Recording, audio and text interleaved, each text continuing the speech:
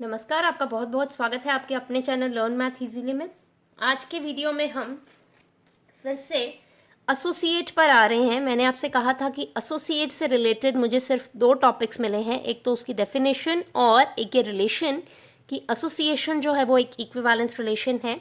इसके अलावा मुझे कुछ 90s के पेपर्स में ये थ्योरम देखने को मिली है जहाँ पर हम ये बात कर रहे हैं कि दो जो जीसीडीज होते हैं वो आपस में एक दूसरे के एसोसिएट होते हैं। हमने ये देखा था पिछले कुछ वीडियो के अंदर कि हमारे पास में रिंग थ्योरी के अंदर एक से ज़्यादा जीसीडीज एग्जिस्ट करते हैं। और आज के वीडियो में हम ये देखेंगे कि अगर हमारे पास में यूक्लिडियन डोमेन है और अगर किसी भी दो नंबर्स के अगर एक से ज़्यादा जीसीडी एग्जिस्ट करते हैं तो वो आपस में एक दूसरे के एसोसिएट होंगे। वो चीज़ हम आज के वीडियो में डिस्कस करेंगे। तो चलिए शुरू करते हैं। ये भी एक if and only if condition है और शुरू करते हैं इसकी स्टेटमेंट से। लेट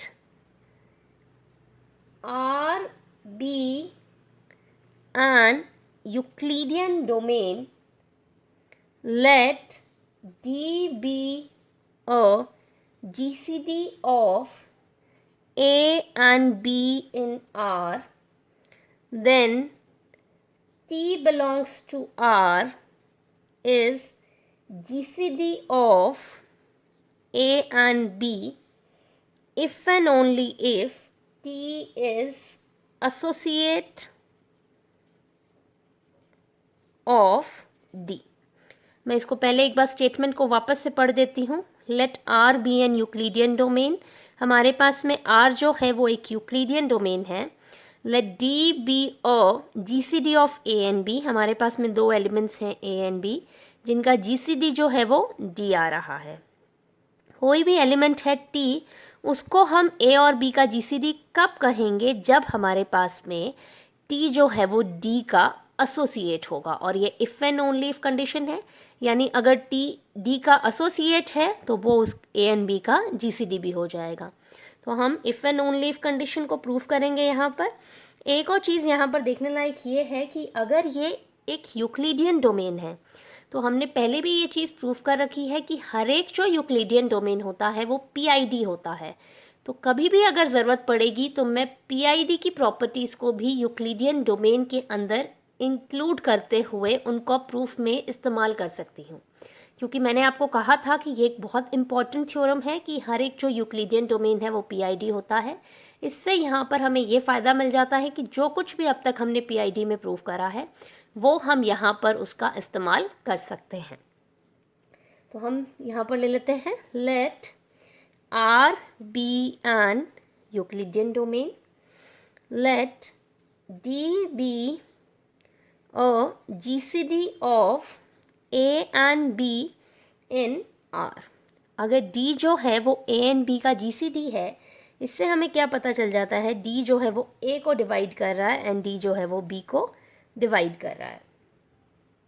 अब हमारे पास में D अगर A को भी डिवाइड कर रहा है, B को भी डिवाइड कर रहा है और ये GCD है, इसका मतलब कि अगर कोई भी और नंबर है जो कि A एंड B दोनों को डिवाइड करता है तो वो D को भी डिवाइड करेगा, क्योंकि ये हमारे पास में ग्रेटेस्ट कॉमन डिवाइज़र होता है। GCD मतलब greatest common divisor. And if any number divides A and B, then it divides D also। Now आपको पता है T जो है वो A को डिवाइड कर रहा है एंड T जो है वो B को भी डिवाइड कर रहा है। इसका मतलब T जो है वो D को डिवाइड करेगा। इसका मतलब हमें क्या मिल गया? D is equal to T U. ये हमें मिल जाता है यहाँ पर। ये जो है U जो है वो R का एक एलिमेंट है। इसको हम रेक्टेंगल में डाल देते हैं। ये हमारे पास में आ गया D is equal to T U. Also T is a GCD of A and B in R। इससे हमें क्या पता चल जाता है, T divides A and T divides B। और T जो है वो GCD है A एंड B का, इसका मतलब कि कोई भी और एलिमेंट जो कि A और B को डिवाइड करेगा तो वो हमारे पास में T को भी डिवाइड करेगा। अब हम जानते हैं कि D जो है वो A और B को डिवाइड करता है, इम्प्लाइज D डिवाइड्स T। तो आपको यहाँ से क्या मिल गया, T is equal to DV where V belongs to R। इसको भी आप रेक्टेंगल के अंदर डाल दीजिए। इस तरह से आपको 1 और 2 इक्वेशन मिल चुकी है। अब देखिए D is equal to TU है, T is equal to DV है। ये वाली जो वैल्यू है D की वो यहाँ पे सब्सटीट्यूट कर दीजिए। तो हमको यहाँ पे क्या मिल जाता है, D is equal to DVU। इससे हमें मिल गया D minus DVU is equal to 0। D common ले लिया, 1 minus VU is equal to 0। अब देखिए D GCD होने के कारण नॉन ज़ीरो है, implies 1 minus VU is equal to 0, implies 1 is equal to VU। अब ये कैसे आया, देखिए D जो है वो R जो है वो एक यूक्लिडियन डोमेन है। इसका मतलब वो एक इंटीग्रल डोमेन होगा जहाँ पर इन दोनों का जो प्रोडक्ट है वो ज़ीरो आ रहा है। फर्स्ट एलिमेंट जो है वो नॉन ज़ीरो आ गया, इसका मतलब कि ये वाला जो एलिमेंट है वो मस्ट भी ज़ीरो है। Implies 1 minus VU is equal to 0, implies 1 is equal to VU। तो हमें यहाँ पे क्या मिल गया, 1 is equal to VU, therefore U and V are units. हम फर्स्ट इक्वेशन सेकेंड इक्वेशन किसी को भी इस्तेमाल करें, देखिए हमें क्या मिल जाएगा, D is equal to TU where U is unit. इसका मतलब हमें क्या मिल गया, D is associated to T, यानी D जो है वो T का एसोसिएट है।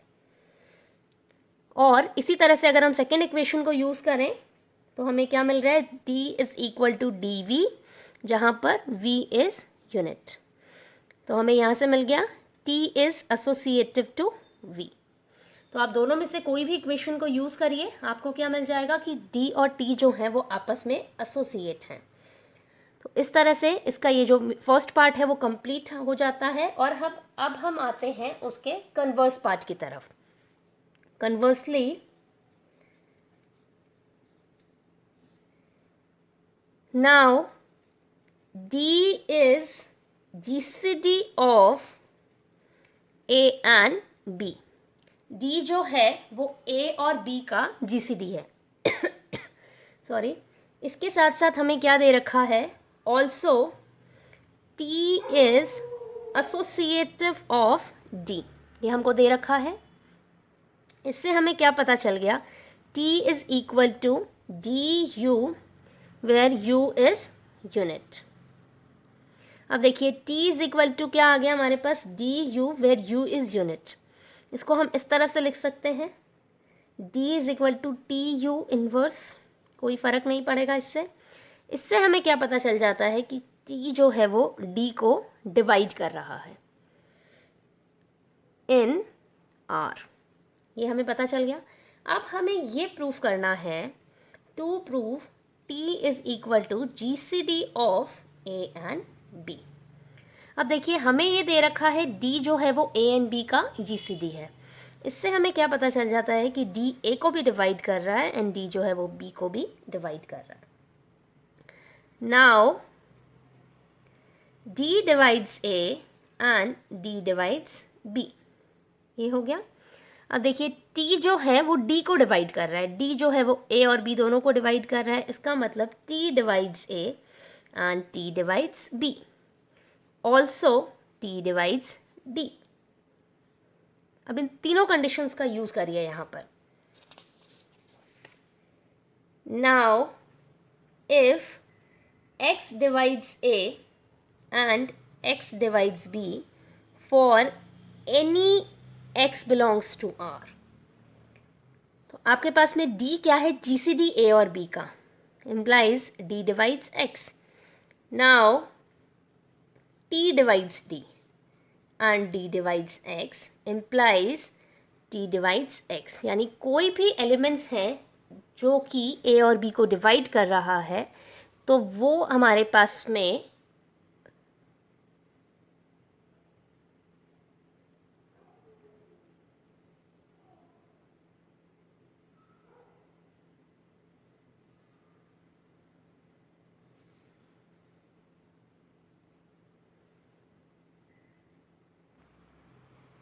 इस वाली लाइन से आप एक बार इसको कट कर दीजिए यहाँ से।